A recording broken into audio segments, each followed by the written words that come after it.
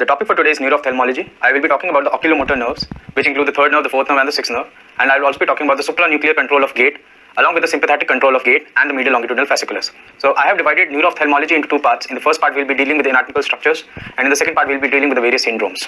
Okay, so when we talk about the phrase oculomotor nerve, it refers to the cranial nerves third, fourth, and sixth. That is the oculomotor nerve, the trochlear nerve, and the abducens nerve. And when we talk about the term and not the phrase oculomotor nerves, it refers specifically to cranial nerve 3. So this is a very important slide. Look at the top left and you will see the 6 cardinal directions of gaze. So whenever we are testing the gaze, we have to ask the patient to move the eye in 6 directions, as mentioned, which forms an H as before. So the muscles which we will be dealing with are 6 muscles, that is the medial rectus, the lateral rectus, superior rectus, inferior rectus, the superior oblique, and the inferior oblique. Now come to this figure. You have to remember these two mnemonics, SO4 and LR6. That is, the superior oblique is supplied by the 4th cranial nerve, that is the trochlear nerve, and the lateral rectus is supplied by the 6th cranial nerve or the abducens nerve. Rest the 4 muscles which we talked about, that is superior rectus, inferior oblique, and medial rectus. These 4 muscles are supplied by the 3rd cranial nerve. So out of these 6, SO4 and LR6 is supplied by the 4th nerve and the 6th nerve respectively. Now coming to the movements of these extraocular muscles, so the medial rectus. So the medial rectus is responsible for adduction of the eye. This is the nasal side and this is the temporal side. So the medial rectus will move the eye towards the medial side, that is, it causes adduction or adduction. And lateral rectus, which is supplied by the 6th nerve, causes abduction or abduction. Superior rectus, the main function is elevation of the eye, and inferior rectus is responsible for depression of the eyeball. The obliques are mainly responsible for the torsive movement. So in the eye there will be adduction, abduction, elevation, and depression, along with intorsion and extorsion. So the torsion movements are mainly done by the oblique muscles, and the elevation and depression is mainly done by the rectus muscle. Also, you have to remember another mnemonic, that is inferior causes extorsion. So inferior rectus will also cause some amount of extorsion along with inferior oblique. So that is the secondary action of inferior rectus muscle to cause some amount of extorsion. Similarly, superior oblique also causes depression of the eye, which is its secondary action. The main depressor is the inferior rectus muscle, but superior oblique muscle also leads to some amount of depression, although it is only its secondary action. So for the actions, you have to remember this diagram demonstrating the 6 cardinal gaze, directions of gaze. The lateral rectus, medial rectus, the superior oblique and inferior oblique causing the upward the elevation, the superior oblique and inferior rectus causing depression of the eyeball. And inferior causes extorsion, so inferior oblique and inferior rectus both will cause extorsion. You also have to remember that superior and inferior obliques insert into the globe at an angle of about 30 degrees from medial to lateral. So their maximum action will be applied only when the eye is adducted.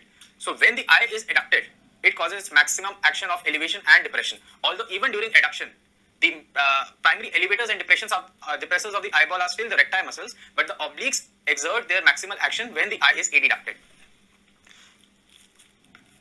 Now we'll come to individual nerves, the cranial nerve 3, 4, and then 6, and then we'll talk about the supranuclear control of gaze. So when we talk about the 3rd cranial nerve, it conveys motor fibers to extraocular muscles. The 4 extraocular muscles which we talked about, I'll revise them: the inferior rectus, the superior rectus, the medial rectus, and the inferior obliques. So all these are general somatic efferent. Other than the general somatic efferent, it also supplies parasympathetic fibers to the pupils and the ciliary body. Also to remember, the levator palpebrae superioris is also supplied by the 3rd cranial nerve. So 3rd cranial nerve leads to ptosis because of the palsy of levator LPS, the levator palpebrae superioris. So the 3rd cranial nerve nuclei is located in the periaqueductal gray matter, just anterior to the aqueduct of Sylvius at the level of superior colliculus. When we talk about midbrain, at the level of superior colliculus, we have the 3rd cranial nerve nucleus, and at the level of inferior colliculus, we have the 4th cranial nerve nucleus. Now, if we talk about the subnuclei of the 3rd cranial nerve, it is not just a single nucleus. The 3rd cranial nerve is a cluster of many nuclei: the lateral nucleus, the medial nucleus, and the central caudal nucleus. And from these nucleus, when the nerve is formed, it will finally divide into a superior division and an inferior division at the anterior level of the cavernous sinus. So first we will talk about this subnuclei. So there are 2 lateral subnuclei which are larger, which form the fiber of the ipsilateral inferior division. And the inferior division supplies the inferior rectus, the inferior oblique.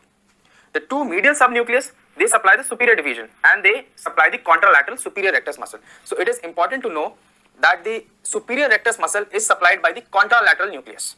And it has one central caudal nucleus which also goes into the superior division, and it supplies bilateral LPS muscles, that is levator palpebrae superioris. Also, it has Edinger-Westphal nucleus which also goes into the superior division, and it supplies the ciliary ganglion or the sphincter pupillae, which causes parasympathetic constriction of the pupils.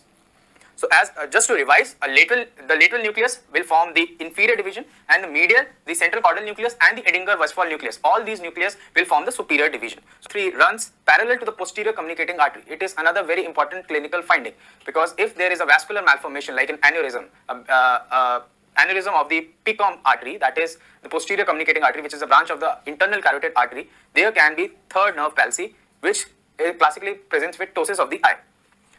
And then in its course towards the cavernous sinus, it lies on the free edge of the tentorium cerebelli, medial to the temporal lobe. Here, it is at risk due to compression by uncal herniation. Now, whenever there is some mass effect and there is uncal herniation, which is also known as descending transtentorial herniation, uncus, as we know, forms the medial part of the temporal lobe. When there is increased mass effect, the uncus goes and presses on the third cranial nerve, which can also lead to ipsilateral pupillary dilatation. The clinical implication is that if we see an ipsilateral dilated eye in a case of head trauma, we can find the site of the lesion. For example, if there is an extradural hematoma, we can directly make a burr hole without the CT scan on the temporal region, which was also asked as a MCQ in AIIMS. So, if there is ipsilateral pupillary dilatation, there is mass effect in the ipsilateral temporal lobe, leading to uncal herniation or the descending transtentorial herniation, which is causing third nerve palsy.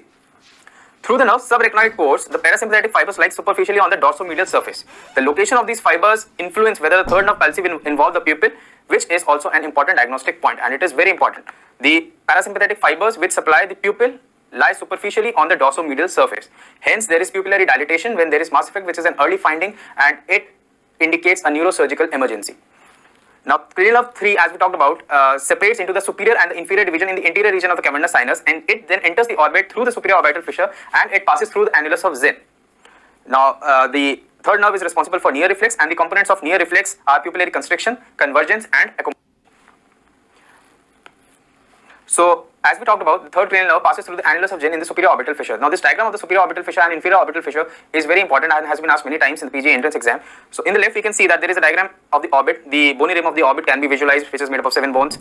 Here, we can see the superior orbital fissure. Here, we can see the inferior orbital fissure. And here, we can see the annulus of Zinn. So, annulus of Zinn basically is a tendinous structure, and through on which the extraocular muscles are attached. So, coming to the diagram on the right now, we have to know what are the structures which are passing through the superior orbital fissure, what are the structures which pass through the annulus of Zinn in the superior orbital fissure. So, in the superior orbital fissure, outside the annulus of Zinn, we have the lacrimal nerve, the frontal nerve, and the trochlear nerve, the simple mnemonic being LFT. Also, we have the recurrent meningeal branch of the ophthalmic artery and the superior ophthalmic vein. Now, coming to the annulus of Zinn, this green structure showing here is the annulus of Zinn. And inside the annulus of Zinn, we have the superior division of the oculomotor nerve, the inferior division of the oculomotor nerve, the abducens nerve, and the nasociliary nerve. So, 3 nerves outside were LFT. Inside, we have the superior and inferior division of the oculomotor nerve 1, the abducens, and nasociliary nerve. And here is the optic canal in which the optic nerve and the ophthalmic artery lies. When we talk about the inferior orbital fissure, we have to remember the zygomatic nerve and the maxillary nerve leading to the infraorbital nerve, which goes through the infraorbital groove into the infraorbital canal. Now, this is an oblique section through the cavernous sinus. So, as we can see, this is the sella which houses the pituitary gland, and this is the sphenoid sinus. Now, the cavernous sinus, which is basically a venous structure, is a boat-shaped structure, and we have to remember the contents of the lateral wall as well as what is inside the cavernous sinus. So, the cranial nerve 3, the cranial nerve 4, and the cranial nerve of V1 and V2, that is the ophthalmic branch of the fifth nerve and the maxillary branch, lie in the lateral wall of the cavernous sinus, and they do not pass through the middle of the cavernous sinus. In the middle of the cavernous sinus, we will have the ICA. We will have inferior-lateral to it, we will have the abducens nerve, and we will also have the sympathetics. So, ICA, sympathetics, and the 6th cranial nerve are within the cavernous sinus, and 3rd nerve, 4th nerve, V1 and V2 form the lateral wall of part of the lateral wall of the cavernous sinus and are not present inside the cavernous sinus. Now, this is something that I talked about before.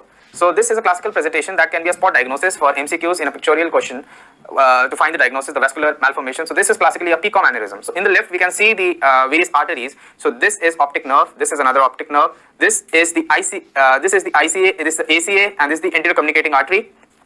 From the ICA is arising the PCOM artery. So, the supraclinoid part of the ICA, which has the ophthalmic artery, the superior hypophyseal artery, the anterior choroidal artery, and the posterior communicating artery. These are the 4 arteries before the ICA bifurcation. So, the posterior communicating artery, which joins the PCA, that is the posterior cerebral artery, arises from the internal cerebral artery, the supraclinoid part of it, and it courses parallel to the 3rd nerve. So, any kind of large aneurysm in the PCOM artery, which is directed laterally, will compress on the 3rd cranial nerve and can cause 3rd cranial nerve palsy, which can be seen in the form of ptosis. And when we open the eye of this person, we can see that the pupil is dilated and the eye is deviated laterally.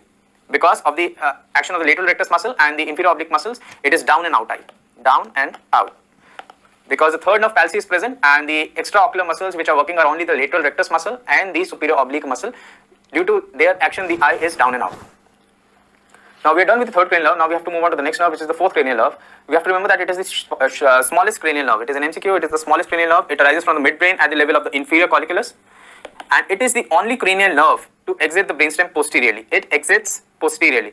So it has a longish course because it exits posteriorly and then it goes around. It has a longer course to travel and it has the longest intracranial course. So it has the longest course, but it is the smallest. And also one thing you have to remember is that the fibers of the fourth nerve nucleus decussate before it leaves posteriorly. So it supplies the contralateral superior oblique muscle. So when we talk about the left-sided nucleus of the fourth cranial nerve, it is supplying the right-sided superior oblique muscle. And as we talked about in the previous diagram, it does not cross the annulus of Zinn.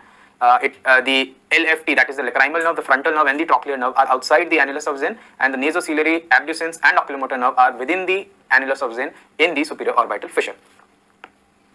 Now coming to the next cranial nerve, a sixth cranial nerve, it is a very important cranial nerve for false localization, and I'll talk about it now.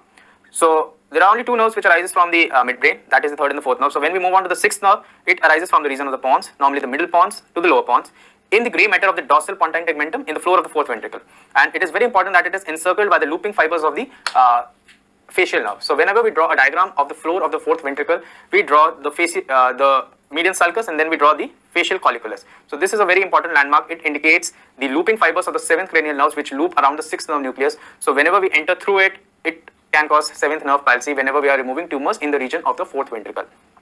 So another important thing about sixth nerve is that it exits anteriorly at the pontomedullary junction and then it ascends the clivus in the prepontine cistern and it makes a sharp turn. So it makes 90-degree turn, sudden 90-degree turns and over the petrous apex, and it then traverses the Dolero canal. So basically, if we talk about the diagrammatic representation of the skull base, so this is the sphenoid bone. This is the region of the anterior clinoid process. This is the region of the posterior clinoid process. And posteriorly, we have the petrous part of the temporal bone. So this is anterior, this is posterior. This is the sphenoid. This is the anterior clinoid process. This is the posteriorly is the posterior clinoid process. So this is posterior clinoid process. And this would be the petrous part of the temporal bone.